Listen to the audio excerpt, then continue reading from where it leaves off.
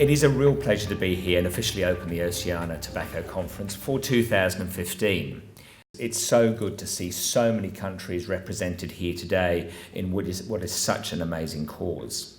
Director Generals probably should never speak about anecdotes, and before I go into saying a few words, my 9-year-old said to me today, "What are you doing today, Dad?"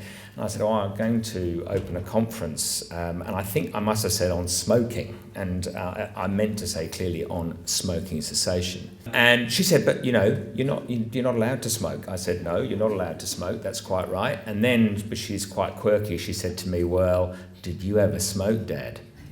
And I thought for that a minute, and I didn't. I'm a medical practitioner by background, but just on one of the most powerful things that can happen to a 13-year-old boy, and that was a long time ago, I'm now nearly 52, a 13-year-old boy whose parents both smoked and whose mother was a chain smoker.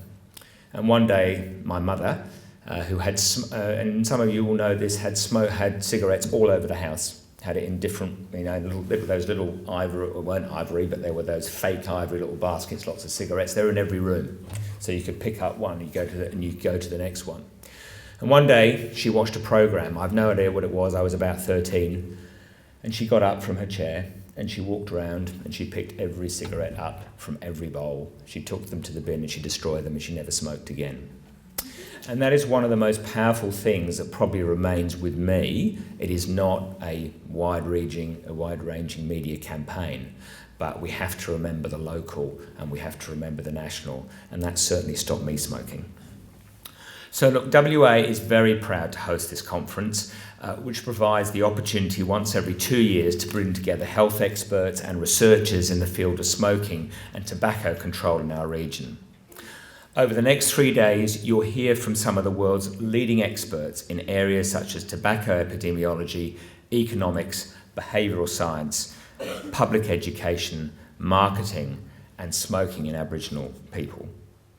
You will also have the opportunity to explore the current issues around tobacco control and brainstorm those we are predicted to face in the future. However, before we look ahead, it's worth revisiting where we have come from and the success we've had this far. Western Australia, and welcome to WA, has been at the forefront of tobacco control for more than 25 years. The WA Department of Health, and I'd like to acknowledge my colleague Dr. Taryn Wirramanthri, who's here today, in particular has a strong and impressive record of action on tobacco. By implementing a strong and comprehensive approach by reducing the prevalence of smoking, we've been able to lessen the huge burden of death and diseases caused by tobacco in our community. For instance, in 1984, about 1/3 of adults in Western Australia were smokers. Today, this figure is more like 1 in 10. Smoking by secondary school students in Western Australia is also amongst the lowest in Australia, and nearly all WA homes are now reported to be smoke-free. These reductions have come on the back of strong partnerships, effective collaboration, and hard work from dedicated professionals across government and the non-government sector. Western Australia has among the toughest tobacco legislation in the country, with tight restrictions on public smoking and the promotion of tobacco products. And the state government is considering options to make our tobacco legislation even stronger. These laws, along with the strong public education campaigns and cessation programs conducted by our partners, are helping thousands of Western Australians live healthier, longer lives. The Department of Health is particularly proud of its long association with the Cancer Council of WA and the WA Health Promotion Foundation, otherwise known as Healthway. Together as partners, we have supported the Make Smoking History campaign, which has been one of Australia's most successful tobacco control programs for more than 15 years. The Department of Health alone allocates in excess of $2 million each year to this campaign. Yet, despite our successes in tobacco control, we are still acutely aware of the challenges ahead. We know that smoking prevalence is higher in some parts of the community, and we will continue to work with our partners to provide the services and support to address this. I'm delighted that New Zealand is well represented at this conference, although I hope they don't win the rugby. And that, I knew that would get a reaction. And that we have delegates from a number of Pacific Island countries who will be sharing their experiences and knowledge here at the conference.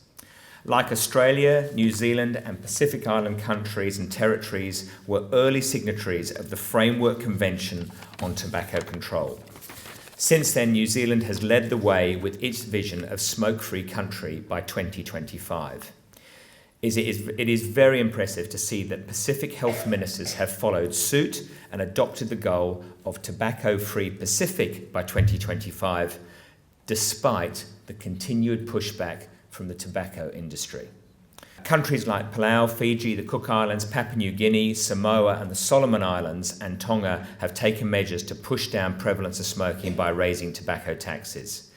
Bans on display of tobacco in retail outlets and restrictions on smoking in public places are other important measures which are increasingly being adopted across the region. I'm also aware the government of the Cook Islands is considering banning the manufacture of tobacco products on its territory. All of these measures give the strong signal that tobacco control is within the sights of regional governments. I acknowledge, though, that many nations may find the battle to reduce smoking rates extremely challenging, particularly in the Pacific Islands and other areas where rates are high and tobacco industry influence is highly visible. But it is a battle we must wage and we must win if we are to have healthier communities and save lives.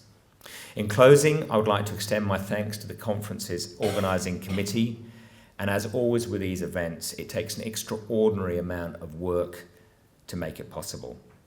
I hope you all enjoy the fruits of their efforts and of your efforts and have an interesting and productive conference. Thank you.